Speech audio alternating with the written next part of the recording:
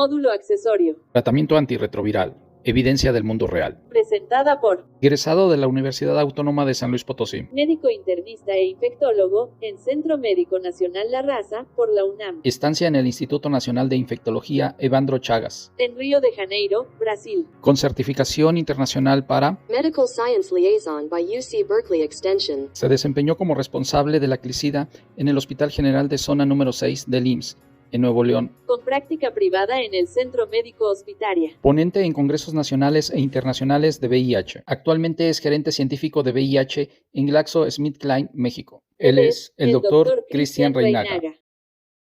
Hola, ¿qué tal? Soy el doctor Cristian Reinaga. En esta sección les voy a hablar sobre evidencia de mundo real con nuevas estrategias terapéuticas.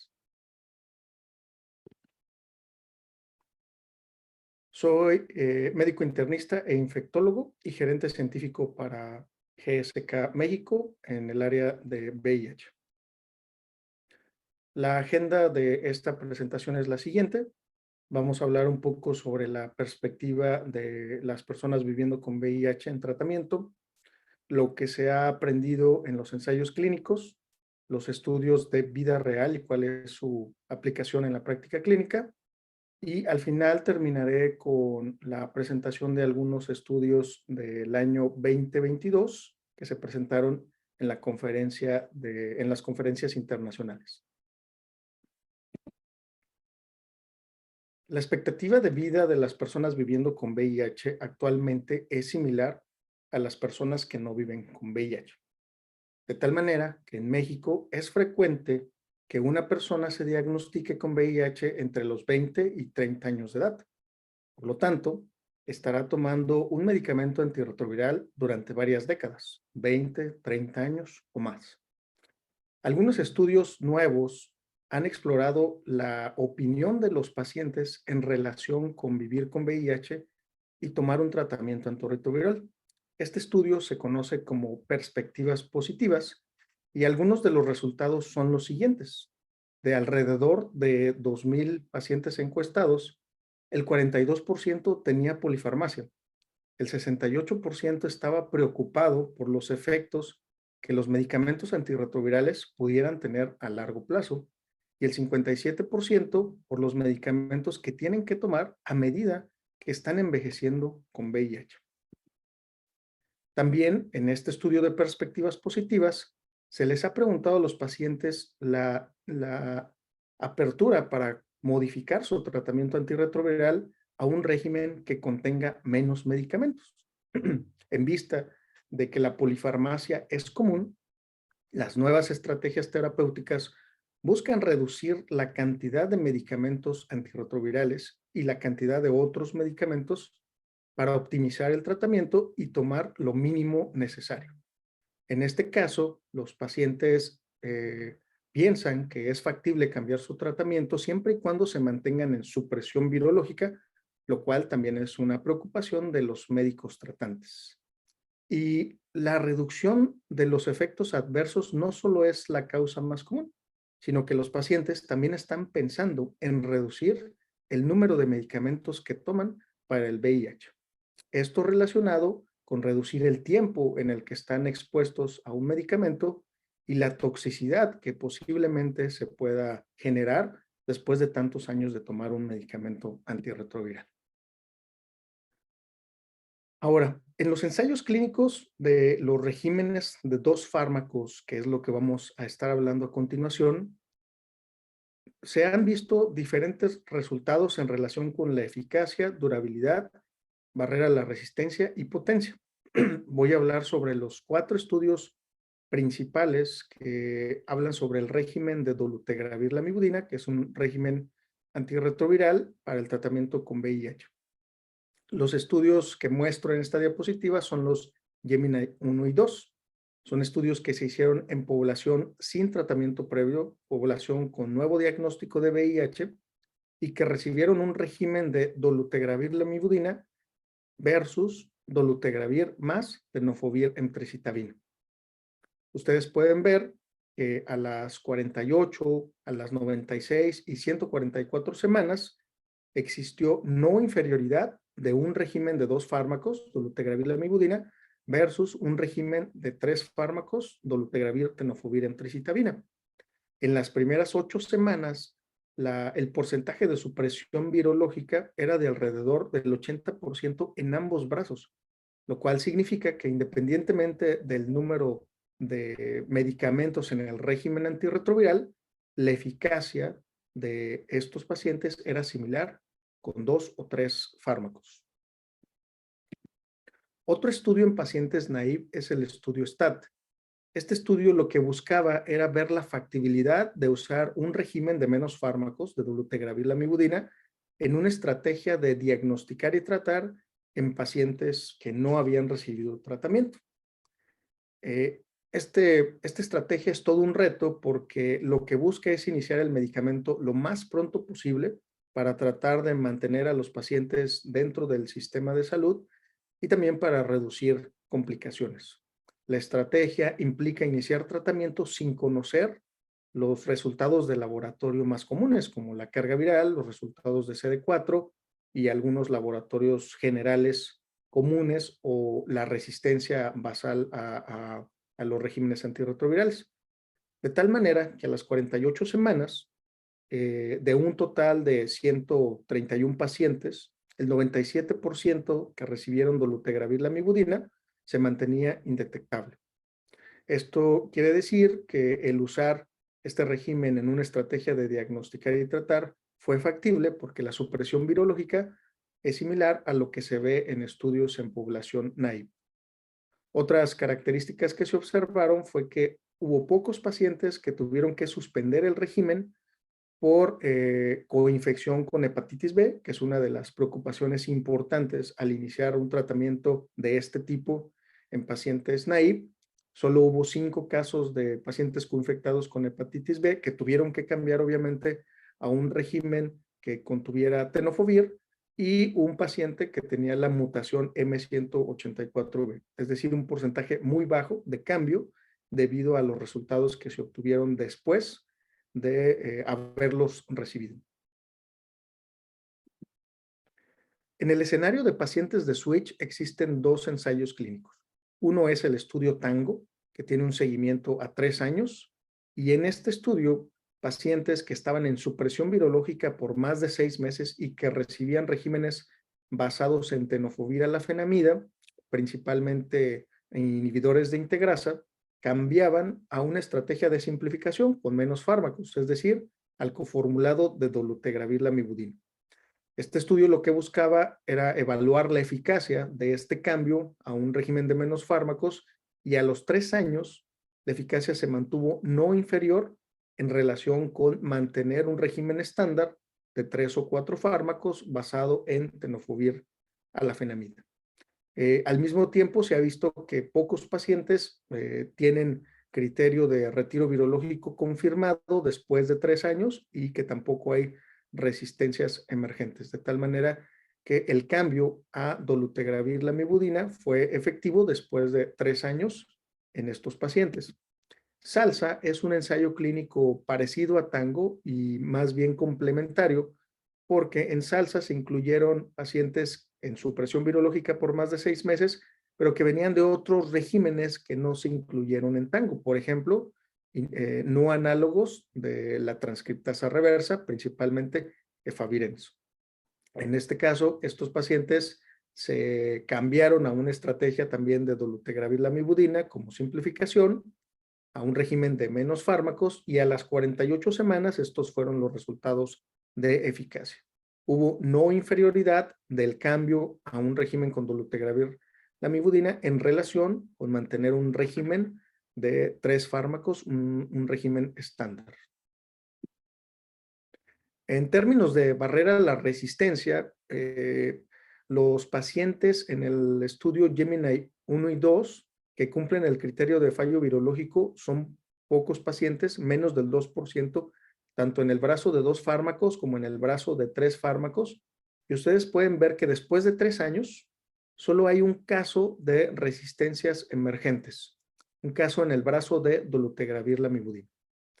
En el caso del escenario de switch, los estudios TANGO y SALSA no tienen pacientes con retiro virológico confirmado en el brazo de 2 fármacos de dolutegravir lamivudina, en tango después de 3 años y en salsa después de 1 año de seguimiento. Por lo tanto, tampoco hay resistencias emergentes para el régimen de dolutegravir lamivudina.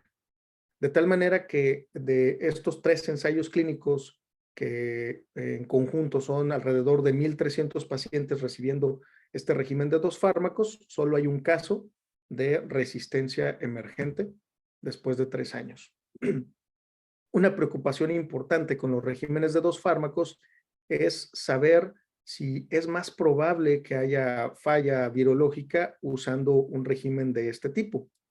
Se ha visto que con los regímenes de 3 fármacos la probabilidad de fallar es baja y obviamente con los regímenes más nuevos, los que están basados en inhibidores de integrasa, la probabilidad de fallar a uno de estos regímenes todavía es mucho menos probable. Sin embargo, lo que se ha visto con regímenes de 2 fármacos, como es el caso de los estudios Gemini 1 y 2, es que la probabilidad de fallar también es muy baja, similar a la que se observa en estudios de 3 fármacos, en ensayos clínicos de 3 o 4 fármacos, ya sea inhibidores de integrasa y por supuesto que también no análogos nucleósidos. He mencionado sobre resultados de eficacia. En términos de seguridad, la probabilidad de eventos adversos ha sido baja, tanto en el escenario de naive como en el escenario de switch. Ha sido terapias bien toleradas en estos 3 años de seguimiento, pero también hay otros desenlaces importantes que se han publicado en estos 3 ensayos clínicos. Hay desenlaces desde el punto de vista metabólico. Por ejemplo, en lípidos se ha visto que el régimen de dolutegravir lamivudina es un régimen de cierta manera que no se ha asociado con incremento en los lípidos después de 3 años de seguimiento. En términos de glucosa y síndrome metabólico no ha habido un resultado negativo en este régimen, más bien se ha mantenido un resultado neutro. Y en relación con incremento de peso, no se ha visto nada diferente a lo que ocurre con los inhibidores de integrasa. Sabemos que esta familia ocasiona incremento de peso, sin embargo, el régimen como tal de dolutegravir lamivudina también se ha asociado con incremento de peso, pero con un incremento es de alrededor de 5 a 6 kilogramos en los primeros 2 años y que posteriormente se mantiene estable. En términos de toxicidad renal y ósea, en los ensayos clínicos se han medido biomarcadores de daño renal y daño óseo, y en este sentido, tanto en los estudios de naive como en los estudios de switch, se ha visto que hay mejoría en estos biomarcadores, lo que sugiere que a largo plazo puede haber menos toxicidad en riñón y menos toxicidad a nivel óseo utilizando un régimen de 2 fármacos. En las guías, tanto internacionales como nacionales, los regímenes de 2 fármacos actualmente se recomiendan tanto para pacientes naive como para pacientes de switch, de simplificación, excepto las guías de la Organización de la Salud que no incluyen regímenes de este tipo.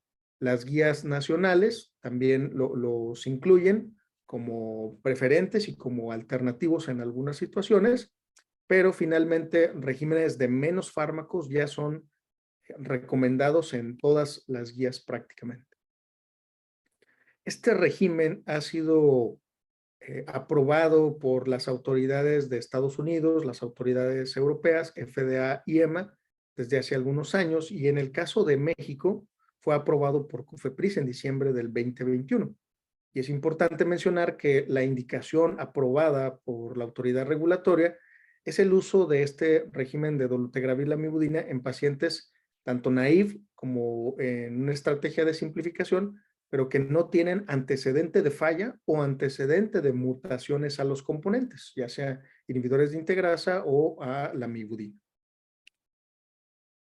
Pasando ahora a la parte de la evidencia de mundo real, lo que acabamos de ver son desenlaces en ensayos clínicos. Sin embargo, este tipo de estudios son escenarios bastante controlados y escenarios que probablemente no reflejen lo que ocurre en la práctica clínica. que esa sería una desventaja de los ensayos clínicos, a pesar de que en términos de evidencia, los ensayos clínicos ofrecen evidencia sólida y de alta calidad, pero que no reflejan lo que ocurre en el día a día en el quehacer de los médicos tratantes. Es por eso que existen también estudios de vida real. Lo que hacen es tratar de reflejar escenarios que ocurren normalmente en la práctica clínica, donde los pacientes tienen poca adherencia, donde tienen otras comorbilidades, donde los pacientes faltan a sus consultas y se tratan de analizar en diferentes estudios, ya sea de manera prospectiva o retrospectiva, los datos tanto de efectividad, de seguridad y otros desenlaces en este tipo de poblaciones. De tal manera que los estudios de vida real generalmente son susceptibles a sesgo y habrá que tener cuidado en su interpretación. Pero si vemos ambos tipos de estudio, los podemos ver de alguna manera en el que las fortalezas y debilidades de los ensayos clínicos pueden complementarse con lo que se observa en los estudios de vida real y generalmente estos desenlaces también se replican en los escenarios de vida real. Ahora, esto no es algo nuevo. Desde hace varios años se han generado diferentes publicaciones y diferentes estudios del uso de los fármacos la dolutegravir y la lamivudina en escenarios de vida real, debido a que anteriormente se usaban por separado. De hecho, antes incluso de que fueran aprobados como coformulados por la EMA y la FDA, ya se estaban investigando estos medicamentos por separado en un régimen. De tal manera que al 2022 existen alrededor de 10,000 pacientes que han recibido el régimen en escenarios de estudios de vida real. Existen alrededor de 48 cortes, 111 estudios y alrededor de 138 publicaciones que muestran estos desenlaces de efectividad, de seguridad y otros desenlaces en estudios de vida real utilizando el régimen de dolutegravir lamivudina. La mayoría de estos estudios se concentra en la Unión Europea. Sobre todo Francia, España y Reino Unido son los que tienen más estudios de vida real. Originalmente se han utilizado mucho más en el escenario de switch, es decir, pacientes que están en supresión virológica y que por alguna razón se busca reducir la cantidad de medicamentos que toma por las diferentes comorbilidades o por polifarmacia o por interacciones farmacológicas. Estas fueron las primeras estrategias que buscaron reducir el número de medicamentos, de tal manera que la mayoría de estos pacientes se han cambiado a un régimen de dolutegravir lamivudina en una estrategia de simplificación. Sin embargo, en los últimos años también se han ido generando estudios de vida real en escenarios de pacientes naive, aunque son la minoría de estos estudios. Y en América también son pocos estudios que se han generado de este tipo. Aquí podemos ver cómo alrededor del 80-90% de estos 10,000 pacientes constituyen principalmente cambios de pacientes que están en supresión virológica y que se tiene una indicación para realizar una simplificación en el régimen. Sin embargo, poco a poco se han ido incluyendo pacientes naive e incluso se han ido explorando otras situaciones en las que se tiene, por ejemplo, antecedente de fallo virológico o bien no se conoce la historia previa del estatus virológico. Y esto con el fin de tratar de responder mucho más preguntas sobre el uso de regímenes de este tipo. De tal manera que también se han ido tratando de cubrir brechas que existían en los ensayos clínicos.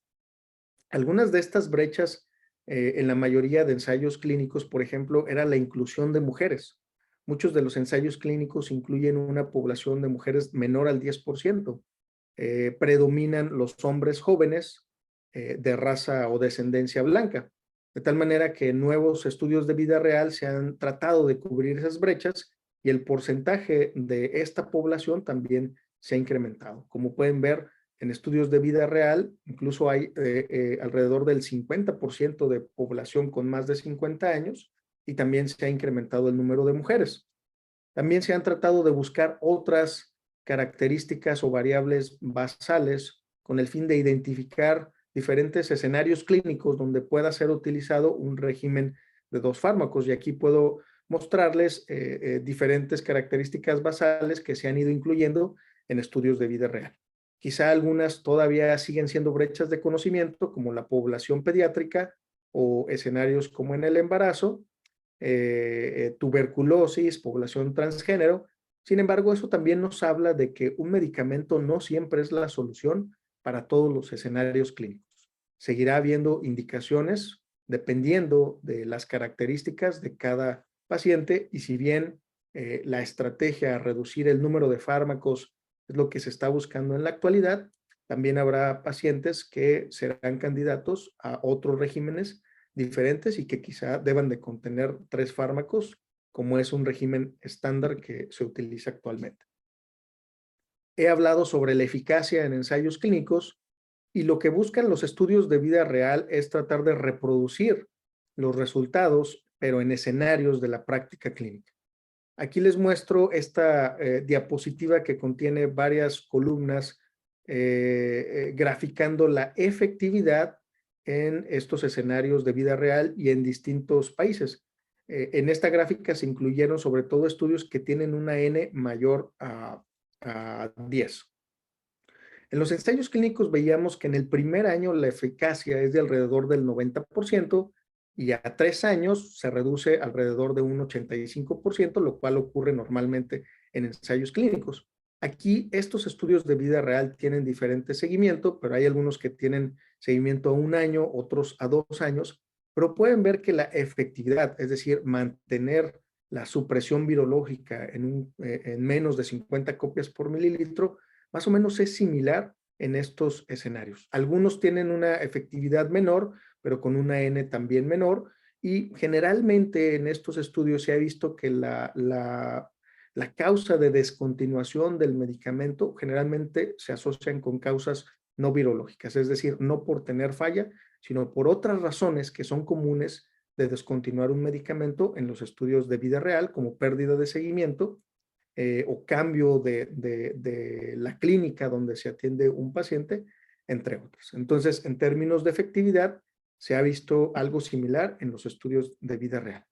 Aquí les muestro los pacientes que han tenido criterios de retiro virológico confirmado y también resistencias emergentes.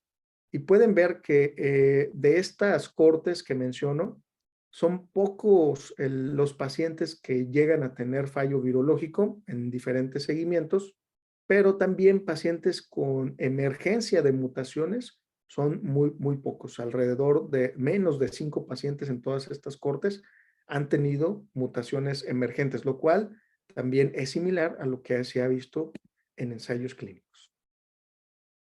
Ahora, en escenarios de switch, como mencioné, son mucho más los estudios en un escenario de switch. Aquí en esta diapositiva están incluidos solo los que tienen una N mayor a 100, que son varias de estas cortes de diferentes países. También podemos ver algo similar a lo que se observó en los estudios Tango. Eficacia de alrededor del 85 a 90% en los pacientes que cambian a un régimen de 2 fármacos, y pueden ver en las columnas que la eficacia se mantiene alrededor del 90%, ya sea a 1 o a 2 años. Es decir, es algo muy similar a lo que se observó en los ensayos clínicos. Y la probabilidad de que estos pacientes fallen después de haber cambiado también es baja, y de que generen mutaciones de resistencia también continúa siendo baja.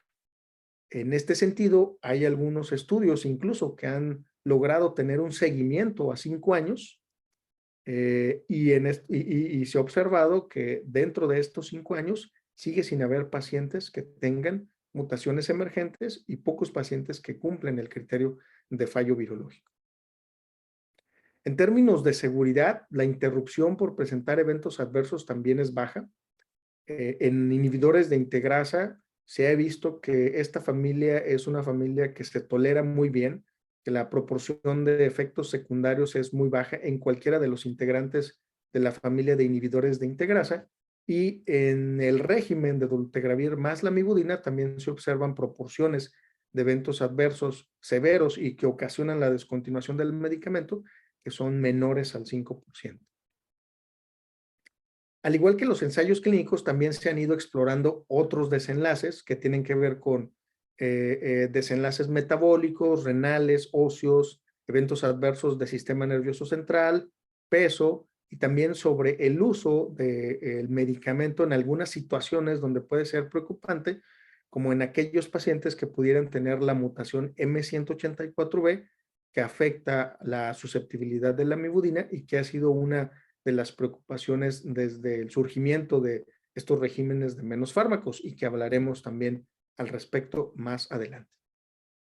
Aquí les muestro varias tablas que en las siguientes diapositivas que incluyen la cantidad de estudios que ya existen, estudios de vida real y que han buscado una respuesta en relación con estas interrogantes, estas hipótesis o estos desenlaces. En este caso les muestro los estudios de pacientes que han incluido aquellos que tienen ya la mutación M184B o que se sospecha que la tengan, o incluso algunos que las pudieran buscar en el DNA proviral, es decir, mutaciones archivadas. Y esto es porque la mutación M184B reduce la susceptibilidad de la amibudina y esto puede ocasionar tener un régimen incompleto e incrementar la probabilidad de fallo. Sin embargo, en escenario de naive se sabe que la prevalencia de la mutación M184B pretratamiento es menor al 2%. En otros estudios se ha observado que tener la mutación archivada no tiene alguna implicación en la probabilidad de falla. Y también es importante mencionar que el medicamento, el régimen de dolutegravir amiodarona, no está indicado en aquellos en los que ya se conoce que existe la mutación M184B. Sin embargo, en estos escenarios de vida real se ha explorado este escenario debido a que en ocasiones es poco factible conocer la historia de tratamiento de algunos pacientes y que probablemente tengamos cierto temor de hacer un cambio y de alguna manera nos dan resultados de que si llegara a existir la mutación en ese sentido, la probabilidad de falla es muy baja. Pero recuerden que el régimen de dolutegravir lamivudina no está indicado en aquellos pacientes en los que se conoce que han fallado o que tienen la mutación M184B. Otros desenlaces en este sentido son los desenlaces relacionados con peso. He mencionado que los inhibidores de integrasa ocasionan incremento de peso. Lo que se ha visto en todos estos estudios de vida real es que con el uso del régimen de dolutegravir lamivudina también hay incremento de peso, similar a lo que ya se ha observado en otros estudios y que incluso en comparación con algunas cohortes donde comparan con población general, el incremento de peso podría ser similar a lo que ocurre en la población general. Es decir, hay un incremento de peso alrededor de 5 a 6 kilogramos los primeros años, pero todavía hay interrogantes de qué es lo que ocasionará estos incrementos de peso en relación con efectos metabólicos. Hasta el momento, solo se conoce que existe este incremento de peso. En términos de lípidos, también se ha visto, al igual que en ensayos clínicos, que un régimen de menos medicamentos puede ser más amigable con los resultados de lípidos. En la mayoría de estos estudios de vida real, lo que se ha observado es que no hay cambios en los lípidos o bien que los cambios son mínimos y en la mayoría no hay un incremento en ninguna de las fracciones de lípidos y sobre todo cuando vienen de regímenes que contienen inhibidores de proteasa o regímenes que contienen tenofovir-alafenamida, se ha visto incluso reducción en algunas de las fracciones de lípidos cuando se hace el cambio a un régimen de menos fármacos como dolutegravir lamivudina.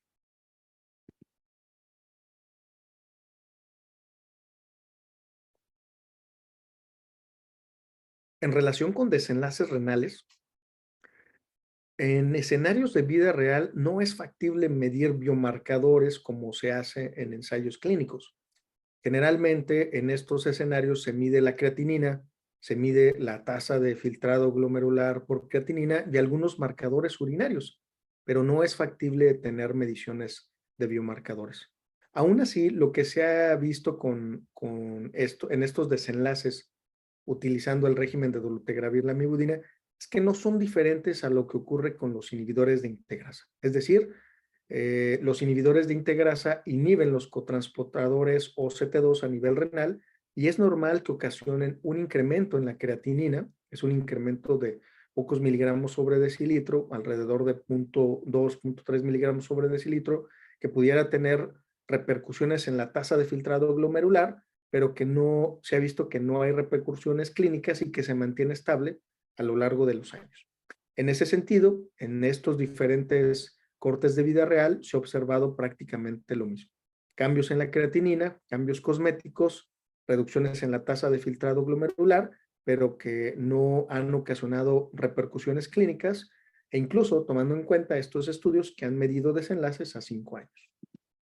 Y en términos de densidad mineral ósea o de toxicidad ósea, ocurre algo similar a lo que ocurre con los desenlaces renales en escenarios de vida real. No es factible medir biomarcadores. En la mayoría de estas cortes se mide densidad mineral ósea a nivel de columna, a nivel de femoral, de cuello femoral. Y lo que se ha observado, aunque los resultados son heterogéneos debido a esta susceptibilidad a sesgos que pudieran tener este tipo de estudios, pero la conclusión ha sido que en la mayoría de estos estudios hay mejoría en cuanto a la densidad mineral ósea, ya sea de columna o de cuello femoral, al realizar un cambio a un régimen que contiene menos fármacos, en este caso, dolutegravir lamivudina. De tal manera que estos resultados también sugieren que puede haber reducción de la toxicidad, tanto renal como ósea. Una de las preocupaciones con los inhibidores de integrasa han sido los eventos neuropsiquiátricos. Desde hace tiempo se conoce que los inhibidores de integrasa en comparación con los no análogos nucleósidos como efavirenz se asocian con mucho menos eventos neuropsiquiátricos como eventos adversos. Sin embargo, es un evento que se mantiene constante en esta familia, aunque en una frecuencia muy baja, y que parece ser común en toda la familia de inhibidores de integrasa. De tal manera que en escenarios de vida real también ha sido de interés buscar estos desenlaces neuropsiquiátricos. Y lo que se ha visto no ha sido diferente a lo que conocemos de inhibidores de integrasa, específicamente de dolutegravir, que los efectos adversos son poco frecuentes, que lo más común son los trastornos del sueño y que en poca frecuencia ocasionan descontinuación debido a estos eventos neuropsiquiátricos. Finalmente, quiero terminar esta sección con la actualización de estudios de vida real. Como mencioné en las diapositivas anteriores, existen muchísimos estudios, más de 100 publicaciones al respecto, pero cabe mencionar estas últimas publicaciones actuales en las conferencias internacionales porque han tratado de resolver algunas de las brechas de investigación que han ido quedando en relación con ensayos clínicos y estudios de vida real. Del primero que quiero hablar es el estudio Tandem. Primero que nada, este estudio se realizó en Estados Unidos. Como mencioné, pocos estudios se han hecho en América. Uno de ellos es esta cohorte de Tandem en varios sitios de Estados Unidos, en 24 sitios específicamente.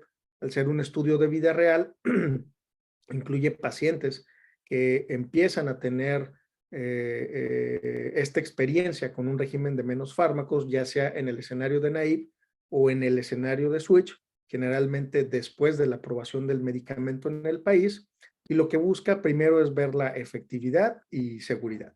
En ese sentido, los resultados son similares a lo que ya he mencionado anteriormente.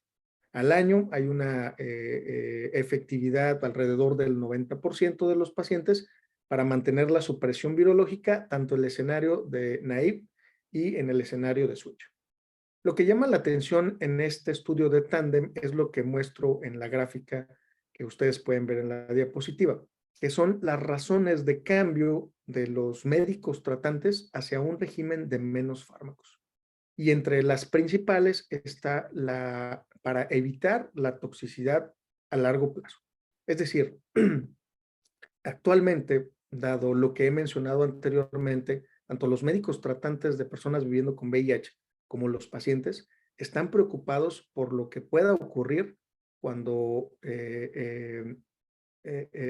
a manera que están expuestos a un medicamento, y también lo que pueda ocurrir al envejecer viviendo con VIH, como va a ocurrir en un futuro cercano en la mayoría de los escenarios, incluyendo México. De tal manera que en este sentido los médicos empiezan a pensar hacer cambios para tratar de evitar toxicidad a largo plazo, y también pensando en una forma más preventiva, por así decirlo. Es decir, normalmente buscamos una indicación clínica para hacer un cambio a un medicamento. Sin embargo, ahora estas estrategias se enfocan en decidir si realmente un régimen de 3 fármacos es necesario. Obviamente, otras de las razones para hacer un cambio fueron la simplificación, la reducción de eventos adversos que ya existían, y la reducción de eventos metabólicos que pudieran haber existido con otros regímenes, como en este caso es el incremento de peso.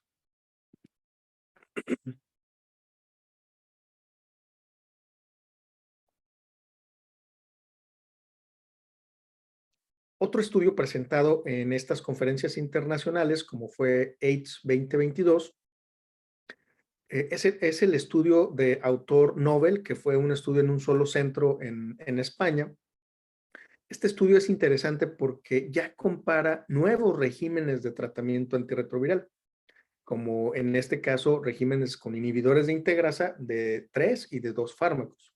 En este estudio, en esta corte retrospectiva, se incluyeron pacientes que ya tenían un régimen, que ya estaban estables en su presión virológica y que iniciaron ya sea una estrategia de 2 fármacos o una estrategia de 3 fármacos basados en inhibidores de integrasa, ya sea dolutegravir o bictegravir, como pueden ver en la diapositiva. El primer desenlace que se buscaba en este sentido era comparar si había una mayor probabilidad de falla por utilizar un medicamento de 2 o uno de 3 fármacos. Y ustedes pueden ver en la gráfica de Kaplan-Meier, donde la probabilidad de falla prácticamente fue similar con ambos regímenes. Es decir, pocos pacientes fallan teniendo un régimen de 2 fármacos o un régimen de 3 fármacos basados en inhibidores de integrasa.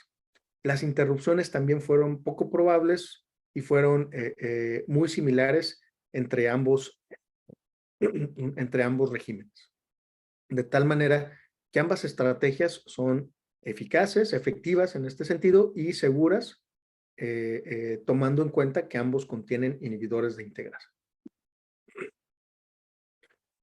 Regresando un poco al escenario de América, otra de las cortes que mostraron resultados en la conferencia de Glasgow 2022 fue la Corte Ópera.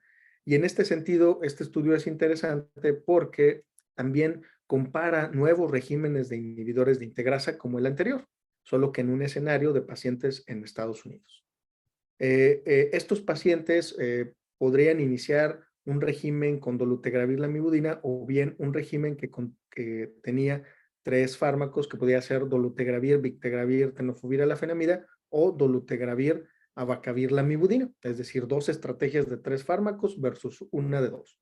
Y lo que se buscaba era ver la tasa de incidencia de fracaso virológico después del seguimiento. Y en la gráfica también pueden ver que la tasa de incidencia fue prácticamente baja con todos los regímenes y similar entre estrategias de 2 o 3 fármacos. Una de las preocupaciones que ha existido con el uso de los regímenes de 2 fármacos es si es necesario conocer la presencia de mutación M184V en pacientes que son naive, pacientes que no han recibido tratamiento anteriormente y que se acaban de diagnosticar viviendo con VIH. En ese sentido, sabemos que la prevalencia de esta mutación es sumamente baja. Esto se ha visto en estudios de la Organización Mundial de la Salud y también en estudios donde se ha incluido población mexicana, Se ha visto que es menor al 2% y no debería de ser una preocupación. Sin embargo, algunos grupos de investigación han explorado la posibilidad de iniciar el tratamiento sin la necesidad de tener que hacer un genotipo basal. En este caso es el estudio REDOLA, un estudio español de pacientes que iniciaron el régimen de dolutegravir-lamivudina sin conocer el resultado del genotipo basal. Es decir, a estos pacientes se les hizo la prueba debido al protocolo, pero no se conocía el resultado. Y lo que hicieron al final del seguimiento, después de 96 semanas, fue comparar los resultados de efectividad de supresión virológica, tomando en cuenta si conocían el resultado del genotipo o no lo conocían. Y lo que podemos ver en las gráficas es que prácticamente la efectividad fue similar en ambos grupos, conociendo o no conociendo el resultado de la prueba de resistencia. Y los pacientes que tuvieron el criterio de fallo virológico confirmado fue una proporción baja de pacientes y entre ellos solo hubo 2 casos que tenían la M184B pretratamiento, lo cual está alineado con lo que sabemos en la actualidad de que la prevalencia de esta mutación pretratamiento es muy baja, menor al 2%. Mencionaba que existe una gran cantidad de estudios de vida real e incluso en estas conferencias, tanto de IDWeek 2022 como Glasgow 2022, incluso ya se presentaron revisiones sistemáticas y metaanálisis. Tal es el caso de esta revisión sistemática que les muestro, que incluye estudios de vida real, pero que en este caso se enfocaron en aquellas variables o características de pacientes que no son incluidas en los ensayos clínicos. Es decir, buscaron estudios que tuvieran pacientes con antecedente de falla, con evidencia de la mutación M184B, con coinfectados con hepatitis B, con hepatitis C o que tuvieran cargas virales mayores a 500,000 copias. En la tabla pueden ver que en realidad también son pocos los estudios que pueden contener estas variables, pero entre lo que se pudo encontrar en esta revisión sistemática, se observó que ninguno de estos factores influye en la probabilidad de fallar, no incrementa la probabilidad de fallo virológico por el antecedente de falla. En los pacientes que estaban coinfectados con hepatitis B, no hubo pacientes que tuvieran fallo virológico. Sin embargo, recuerden que este régimen no está indicado para pacientes coinfectados con hepatitis B. Por lo tanto, en estos estudios, cuando se detectan la coinfección, son cambiados a una estrategia que contiene tenofovir. Pero al momento de evaluar la respuesta virológica, se ha visto que de cualquier manera es buena con un régimen de 2 fármacos en términos de respuesta hacia el VIH y de supresión virológica de VIH. En los estudios que se incluyeron en esta revisión sistemática de pacientes que tenían más de 500,000 copias, también la respuesta virológica fue adecuada, como se ha visto en estudios previos, como el estudio STAT. En la conferencia de Glasgow se presentó este metaanálisis que evaluaba la proporción de fallo virológico en estudios que incluyen pacientes con la M184B, ya sea histórica o en el DNA proviral o con el antecedente de falla, y el tener antecedente de falla implica tener la mutación M184B. Con estos diferentes cortes de semana 24, semana 48 y semana 96, dependiendo de las mediciones incluidas en cada uno de estos estudios de vida real, y básicamente lo que se observó es que la probabilidad de falla, aún con la presencia de esta mutación, es sumamente baja en las diferentes mediciones, desde 24 a 96 semanas. Finalmente, termino con estas pequeñas conclusiones. Hasta el momento existen 4 ensayos clínicos pivotales que nos han demostrado que el régimen de 2 fármacos de dolutegravir-lamivudina en escenarios de naive y en escenarios de switch es un régimen eficaz, con alta barrera a la resistencia, con alta potencia y durable y con buena tolerabilidad. Los estudios de vida real en realidad han reproducido estos resultados y la cantidad de estudios de vida real que existe en la actualidad es sumamente alta, incluyendo más de 10,000 pacientes que han tenido experiencia con el régimen. De tal manera que todos estos datos suman hacia las conclusiones de eficacia, durabilidad y alta barrera a la resistencia de un régimen de menos fármacos. Las preocupaciones han cambiado y en la actualidad buscamos utilizar los menos fármacos necesarios para seguir manteniendo la supresión virológica y seguir manteniendo la calidad de vida de las personas viviendo con VIH, ya que es una de las metas recomendadas por la UNAIDS, el cuarto 90, que tiene que ver con la calidad de vida de estas personas.